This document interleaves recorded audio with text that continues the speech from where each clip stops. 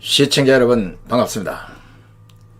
오늘 이거 대권 주자 그리고 서울시장 보궐선거 후보자들 그리고 300명의 대한민국 국회의원들이 한 번쯤은 귀담아 들어야 될 내용이다. 잘 한번 들어보시기 바랍니다. 1997년 대통령 선거 당시 핵주권 및 미사일 주권 회복, 대통령 사면권 및 단임제 폐지, 대입 희망자 전원 입학, 토요 휴무제 실시, 제주도 세계 경제특구 지정, 2007년 대통령 선거 당시 모병제 실시, 국회의원 100명으로 축소, 65세 이상 월 70만원 노인수당 지급, 결혼시 1억원 결혼수당 지급, 출산시 3천만원 출산수당, 신용불량자 20년 무이자 융자, 청년 중소기업 입사 100만원 5년간 지원, 2012년 대통령 선거, 학생들이 잘하는 과목 한 개만 시험을 보는 시험 해방, 결혼하면 국가가 1억씩 제공하는 결혼 해방, 모든 학생들의 등록금을 100% 지원하는 등록금 해방, 졸업과 동시에 국가 인턴제로 국가가 직접 취직을 알선하는 취직에서 해방, 징집제에서 모병제로 변경한다는 군대에서 해방, 2012년 19대 총선 당시 유엔본부를 판문점으로 이전하고 만 65세 이상 노인들에게 건국수당 매월 70만원씩 지급, 결혼수당 남녀 각 5천만원씩 지급, 재혼시는 2분의 1, 사혼시에는 3분의 1, 출산수당 출산시마다 3천만원씩 지급, 국회의원 출마 자격 고시 실시, 국회의원 3분의 1로 감원, 정당정치 해산하고 국회의원들 무보수 명예직으로 전환, 몽골과 국가연합, 바이칼 호수 서울시 공급, 만주 땅 국고 한수, 독도 간척 사업으로 일본 건해 500m까지 영토 확장. 이게 누구 공약이겠습니까? 바로 국가혁명당 허경영이 지난날 각종 선거에서 내놓았던 공약들입니다. 이때만 해도 많은 국민들이 영혼 빠진 공약, 황당한 공약, 완전히 비난 일색이었고 심지어는 실현 가능성이 없는 정신나간 사람이 하는 말점으로 비하를 했습니다.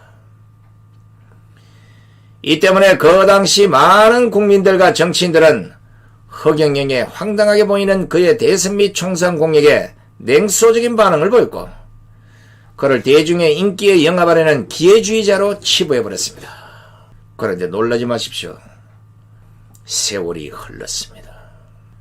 지난 97년부터 이 시간까지 허경영이 내놓은 공약의 상당수가 실제 이전 정권들에서 행해진 것도 있고 이 정권 들어와서는 너무나 비슷한 일들이 실제 일어나고 있다는 사실입니다.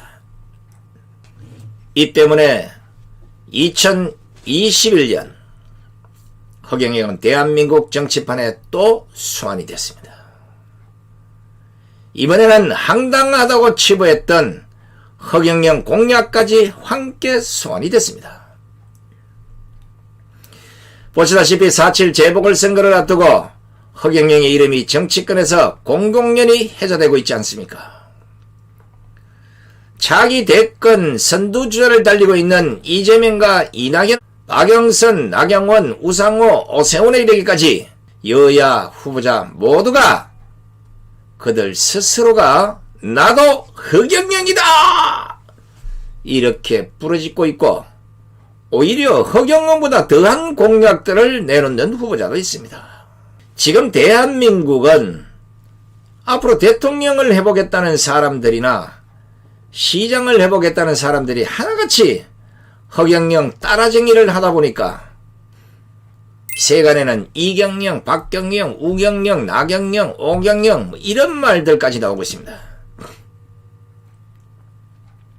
쉽게 말하면 이재명과 허경영을 쓸 거면 이경영, 박영선이와 허경영을 쓸 거면 박경영, 나경원과 허경영을 쓸 거면 나경영, 지금 이런 말들이 나오고 있는 겁니다. 황당 공약, 허무맹랑한 정책, 대명사로 알려졌던 허경영의 공약이 정치권 무대 전면에 등장한 것은 부인할 수 없는 사실입니다. 오죽하면 대통령이 되려면 허경영이보다 더 깔끔하게 국민 1인당 1, 2억 원씩 주겠다고 발표하라는 것입니다. 국민 여러분, 전 국민에게 1인당 제가 1억 원씩 드리겠습니다. 2억 원씩 드리겠습니다. 하면 대통령 바로 되는 거야.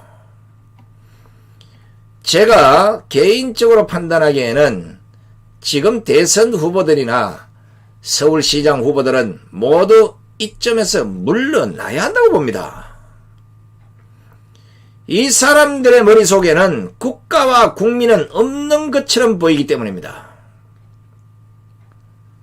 나라가 처한 현실을 전혀 생각하지 않는다는 겁니다. 우리가 흔히 하는 말로 공약보다는 그 공약을 실천하려는 실천 의지가 더 중요한 것이고, 무엇보다 그런 사회를 만들 구조를 만들어낼 수 있는 능력이 있어야 한다는 것입니다. 근데 지금 대한민국의 현실이 어떻습니까? 국민들은 못 살겠다, 배고프다고 아우성입니다. 집구석이나 나라나 벌어들이는 돈은 없고 모두가 그냥 쓸 생각만 하면 그 집구석이나 나라는 망할 수밖에 없지 않겠습니까? 지금 딱 그 꼴이지 아닙니까?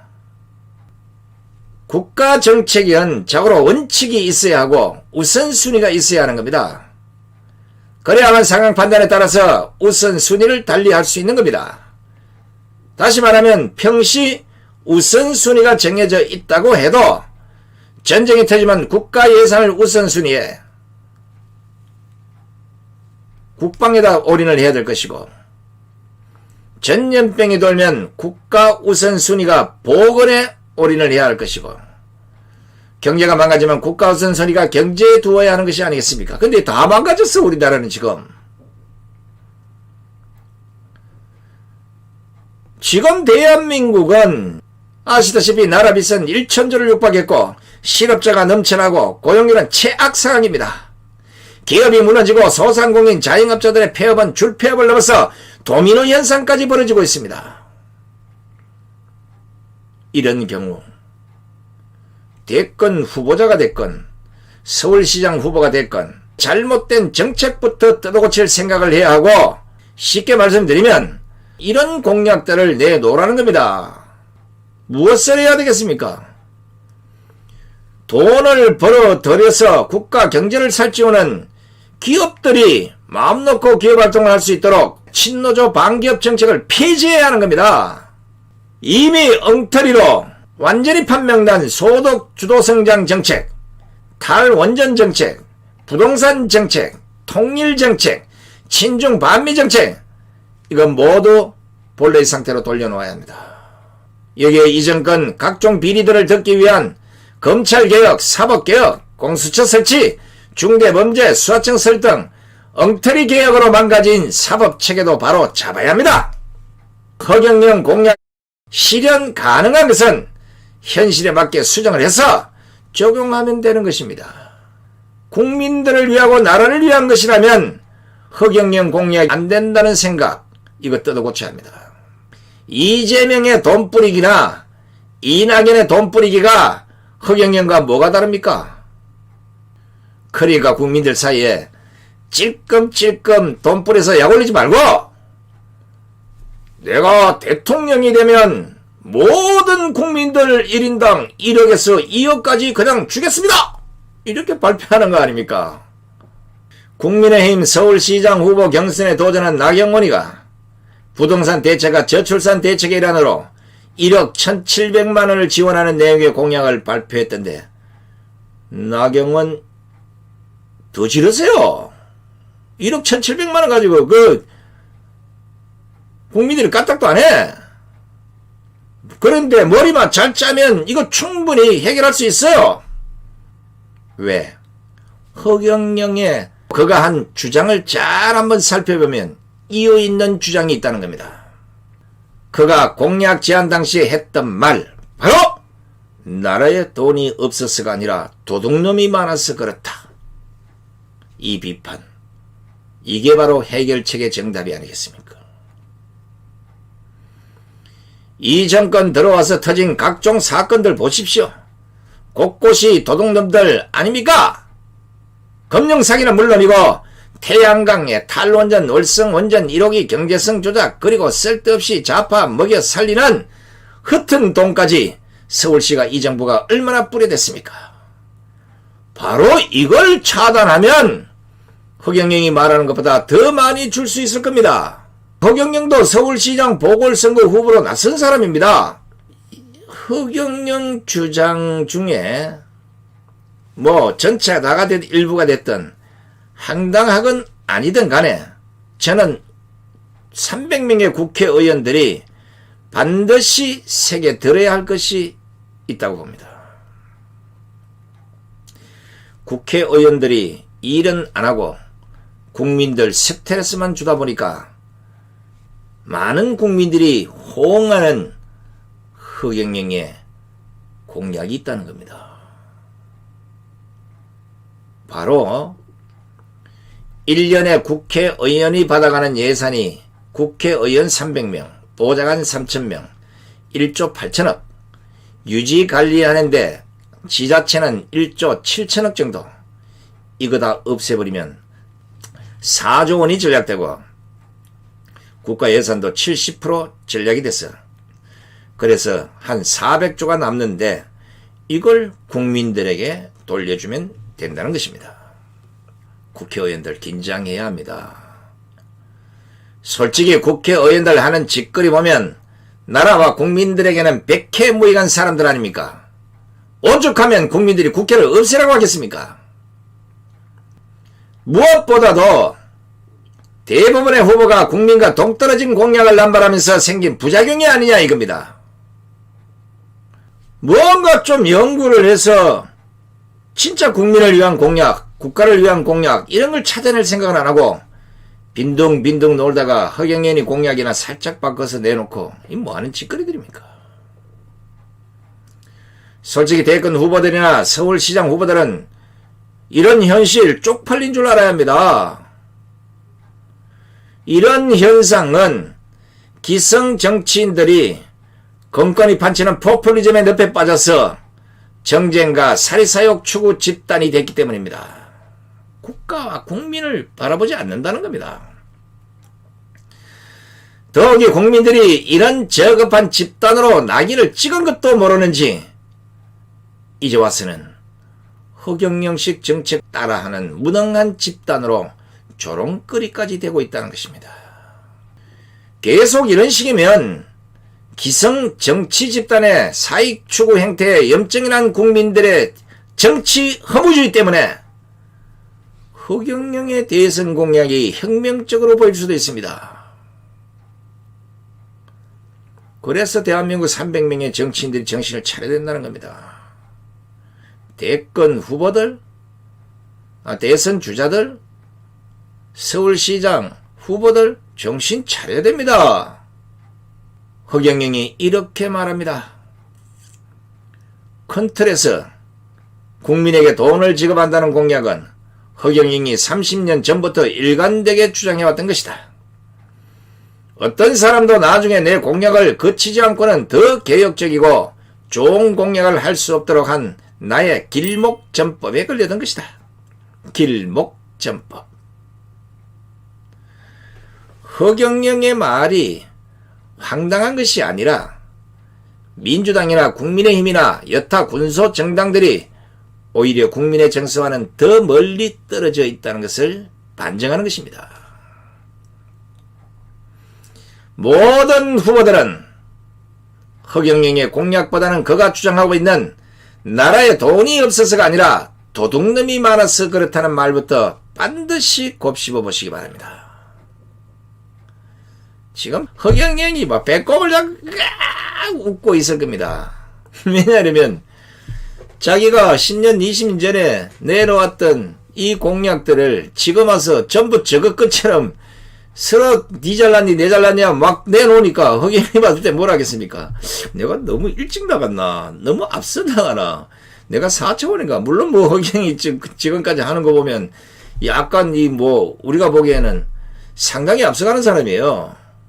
허경영을 비판하고 허경영이 잘못됐다 이게 아니라 그렇게 허경영을 얕잡아보고 허경영을 무시하고 허경영이 황당한 사람이다 뭐 이상한 사람 봤던 이 기성 정치인들이 똑같이 따라하고 있다는 겁니다.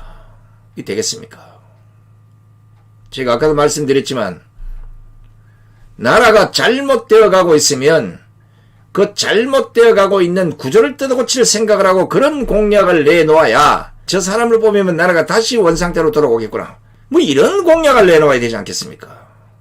이것들 진짜 나라를 뜯어고쳐야 됩니다. 이거 진짜 제대로 된 지도자, 진짜 강단 있는 지도자, 진짜 배짱 큰 지도자, 투쟁력 높은 지도자, 이런 지도자가 아니면 나라 원상태로 못 들어옵니다.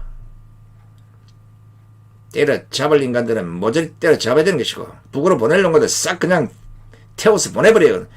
바닷가 빠질 놈들 다 빠뜨려야 되고 나라를 진짜 나라답게 새로 리모델링 하지 않으면 대한민국은 붉은 마수에 빠진 그런 나라가 될 것입니다. 국민 여러분, 서울시장이 됐든 대통령 선거가 됐든 이제 여론에 휩쓸려서 표를 던지는 이런 누를 범하지 마십시오. 소상공인 자영업자들 지난 대선에서 현수막 들고 문재인 지지한다고 했던 그때를 생각해 보십시오. 이러려고 찍었습니까? 아니잖아요. 한 번 실수는 용서가 되겠지만 두 번 실수는 하지 마시기 바랍니다. 끝까지 시청해 주신 시청자 여러분 대단히 고맙습니다. 안녕히 계십시오.